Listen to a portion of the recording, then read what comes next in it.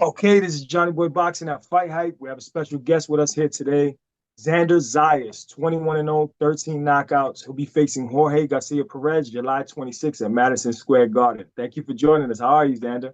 No, man, I'm happy, excited. Obviously, first world title fight in New York.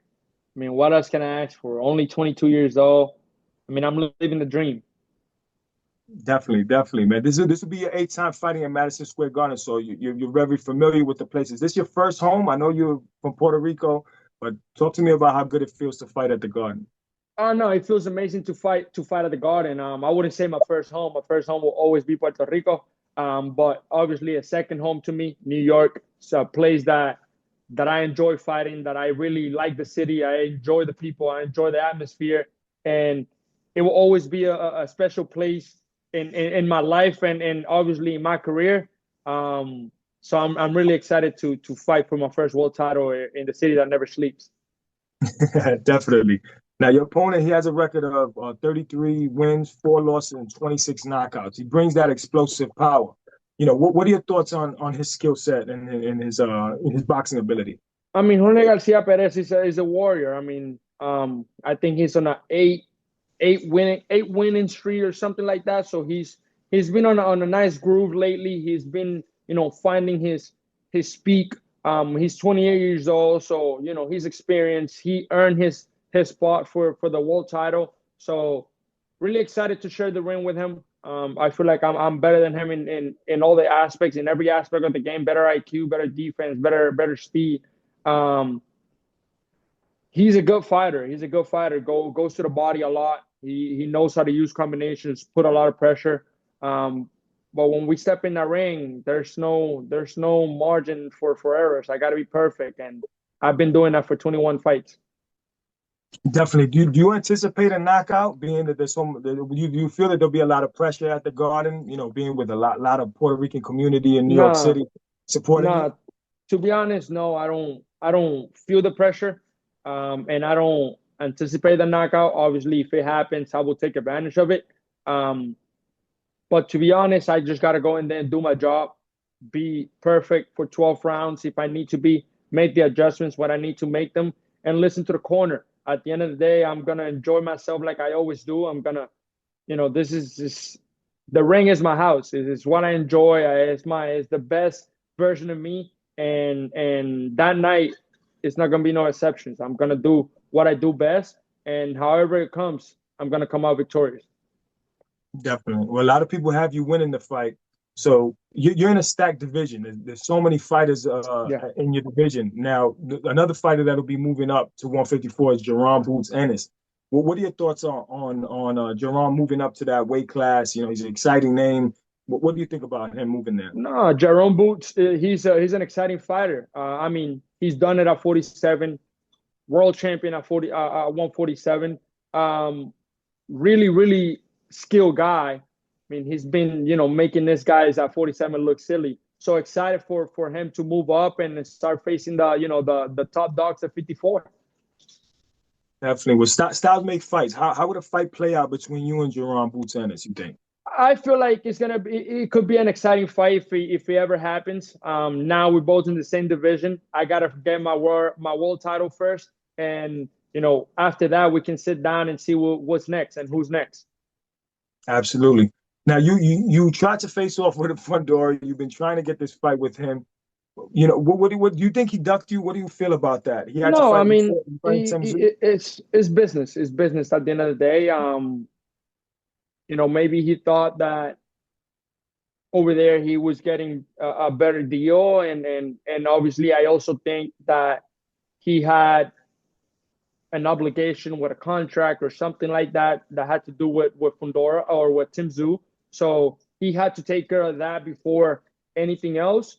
He vacated the belt, and he has to fight Tim Zoo. So obviously a bit frustrating at the beginning because I wanted to face the champion. I wanted to beat the champion. Um, but I also understand the business side of boxing, and it's part of it.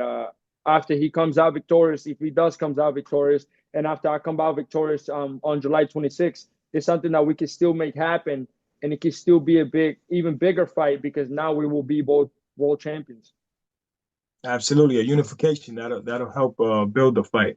What do you Yes, think sir. you do better? What do you think you do better than some of the fighters that face Fundora?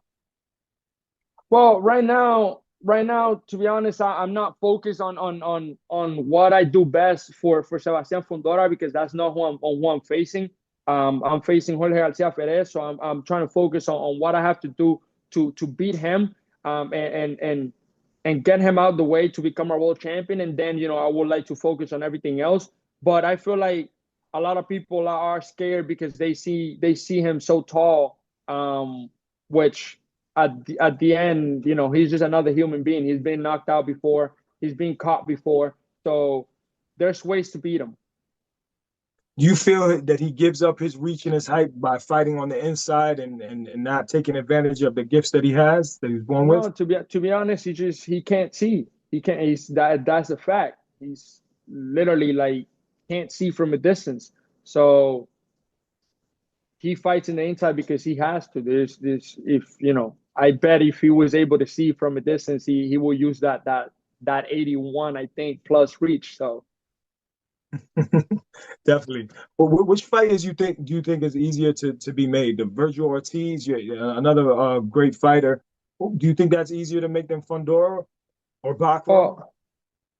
well, well, I don't know. Well, we have to sit down and talk about it. Obviously, like I told you before, I want to focus on Jorge Garcia Perez first, taking care of business July 26th, and then we could go back and sit down with all of these fighters and teams and discuss what's next. But I can guarantee you that I want to fight whoever it is, the top dog in the division after I become a world champion.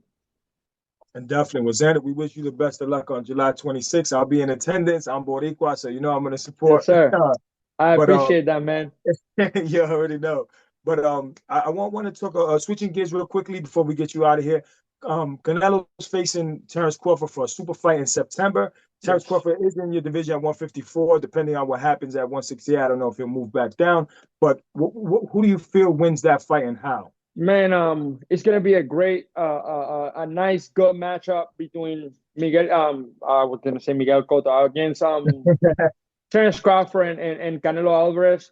They both exciting athletes at the elite level. I do feel that the going up two-weight division is a bit much to face a guy like Canelo Alvarez that has been in the pound for pound list for over a decade. Um, I mean, nothing impossible, obviously. Terence Crawford has shown why he's one of the best fighters in the boxing history. And Canelo has too. I feel like it's going to be a very competitive fight, but the weight and the experience might take some place, in the later rounds if it gets to that. So if it goes to, round 9 and above, I think I got Canelo Alvarez. Definitely, definitely. And what did you think about Canelo's last performance against Skull? I didn't watch it. I didn't watch it. I'm a big fan of boxing and I'm a big fan of Canelo Alvarez, but that fight didn't interest me, so didn't pay or waste my time on watching. Well, what about Terrence Crawford's last performance almost a year ago? Will you think the layoff will hurt him against I Mazarov? mean, Were you able to see that? no, I mean he's done it before. He's done it. Terence Crawford has stayed longer layoff than just a year, and he still look good. He's still at the highest level of his career. So I don't think the layoff will take a toll on him.